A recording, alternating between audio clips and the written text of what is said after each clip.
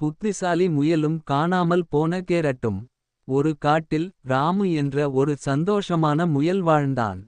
அவனுக்கு விளையாடும் விருப்பம் இருந்தாலும் அதைவிட அதிகமாக பிடித்தது இனிப்பான சப்பாசப்பி கேரட் சாப்பிடுவதே.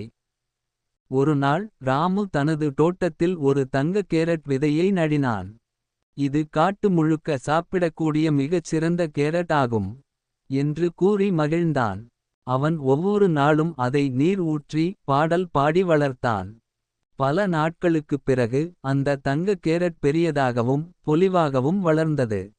நாளை இதை எடுத்து சாப்பிடலாம் என்று சொல்லி உறங்கிவிட்டான். அடுத்த காலை ஐயோ, கேரட் காணவில்லை. ராமு ஆச்சரியத்துடன் பாதையை கவனித்தான். சிறிய காலடி தடங்கள் இருந்தன.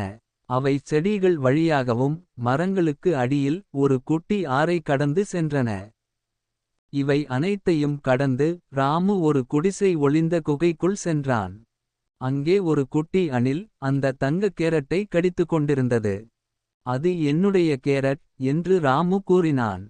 அணில் வருத்தமாக கேட்டது. மன்னிச்சுக்கோ ராமு, எனக்கு மிகவும் பசிக்குது. என் சாப்பாடு எதுவும் கிடைக்கவில்லை. ராமு சற்றே சிந்தித்தான். அவனுக்கு வேதனையாக இருந்தது. ஆனால் அவன் ஒரு நல்ல முயல். சரி என்றான் ராமு.